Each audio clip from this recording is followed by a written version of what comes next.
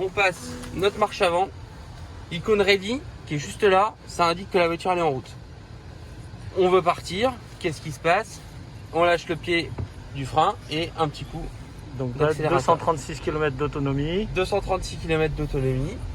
Et là, c'est le niveau de charge et de décharge de la voiture. Donc quand on monte, on accélère, ça décharge.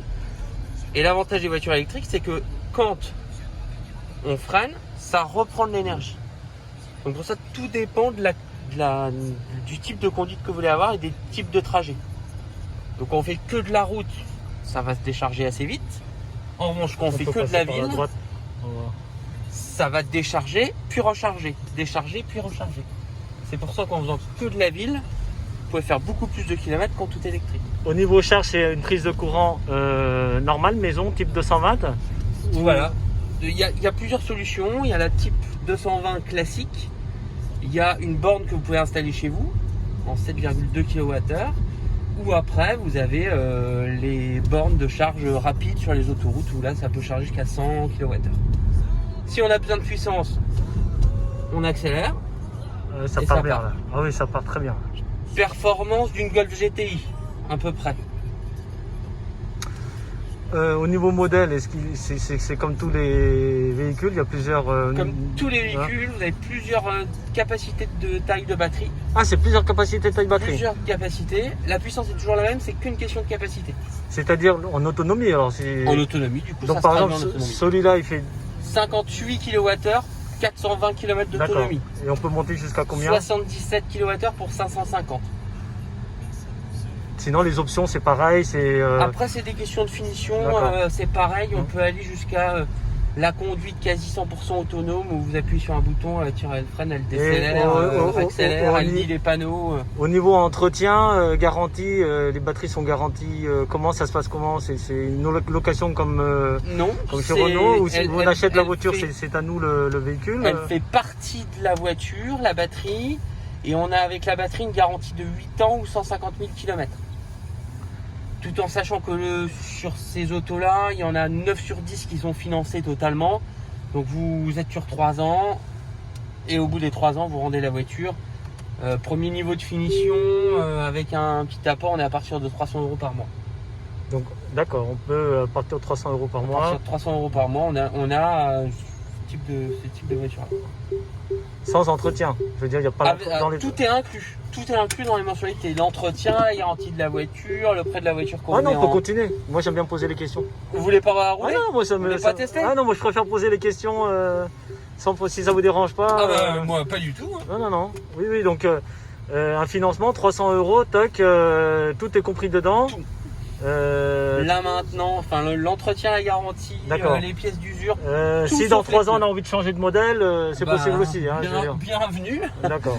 Donc il y aura d'ici 3 ans, toute la gamme elle va se décliner. Hein, donc il y aura plus grand, il y aura plus petit. Vous avez, ça va être décliné sur toutes les marques du groupe Volkswagen. Donc là on est chez Volkswagen, on va avoir la même chose chez Seat, chez Skoda, des voitures plus grandes. Plus petite, je vous l'ai déjà dit, et puis bien sûr également chez Audi. Il faut juste être prêt à se dire c'est un loyer de 300 € par mois tout le temps. Grosso modo, vous êtes à 300 € pour le premier niveau de finition. Si vous voulez une voiture plus grosse, ça sera plus cher, moins grosse, ça sera moins cher, etc. Il suffit après d'avoir cette gymnastique, hein, ça va tout seul. Et donc ce modèle vient d'arriver sur le marché on a fait le lancement il y a une semaine, aux dernières portes ouvertes il y a 10 jours. Donc ça va se généraliser au niveau communication. Ça se généralise au niveau communication. C'est déjà un succès parce que ne serait-ce que le week-end de porte ouverte, après des essais, on a fait jusqu'à... Hop, je recharge à fond. On a fait 10 ventes dans le week-end. Donc c'est... Ah oui, 10 ventes en un week-end. 10 ventes en un week-end. Ah, c'est un vrai réel succès. Maintenant que vous êtes sur le secteur de l'électrique, vous y étiez déjà avec d'autres modèles ou... On y était déjà avec d'autres modèles. La particularité de cette voiture par rapport aux autres, c'est que cette voiture elle est construite autour de l'électrique. Donc c'est un châssis bien spécifique avec des batteries qui sont réparties tout le long.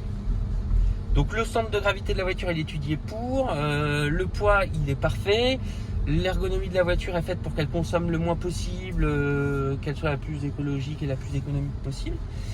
À l'inverse des anciennes voitures qui étaient déjà existantes et qui ont été électrifiées. Une Golf, par exemple, une Golf, elle existait en essence, en diesel, en hybride et en électrique. Mais c'était toujours le même châssis.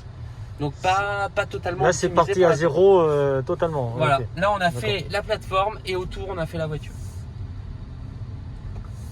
Oui, on peut repartir par là. Donc et du vente, c'est en nombre, en un week-end. Est-ce que maintenant, est-ce que les citoyens, les habitants sont prêts à acheter, à votre avis, ce type de véhicule totalement 100% électrique, puisque c'est plus de l'hybride, hein, c'est 100% électrique. Une voiture comme ça, Mhm. elle est spacieuse. Mhm. Vous voyez, il y a de la place pour les jambes. Elle a un rayon de braquage qui est impressionnant, c'est-à-dire que si vous faites beaucoup de villes avec, c'est la démonstration. Vraiment la voiture elle tourne sur place. Oui, oui, oui. On peut tourner à droite et puis on ressort. Donc la voiture elle tourne sur place, il y a des places aux jambes, donc ça, pour une famille de 4 ça convient. On ressort à droite là-bas. Et c'est une voiture qui fait au minimum 400 km d'autonomie. Oui, largement Donc là- suffisant pour couvrir les besoins. Bien sûr. Dans 80, la question à se poser, c'est quelle utilisation j'ai de ma voiture. Dans 90% du temps, un Français, ça fait 50 km jour. Oui, c'est ça. C'est-à-dire que 50 km par jour, vous rechargez votre voiture une fois par Une semaine. fois par semaine. Une fois par semaine. Mhm. Et qu'est-ce que c'est la recharge d'une voiture aujourd'hui? C'est 30 secondes le soir quand je rentre pour brancher ma voiture. 30 secondes le matin quand je pars. Mhm.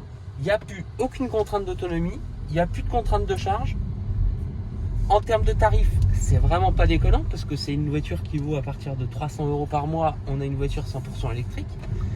Et les charges, une charge à la maison, 100%, ça coûte aux alentours de 5 €. 5 € la charge pour 400 km. Donc le calcul est vite fait. Donc le calcul, il est vite fait. L'agrément de conduite, on l'entend, hein, zéro bruit. Une accélération tout de suite.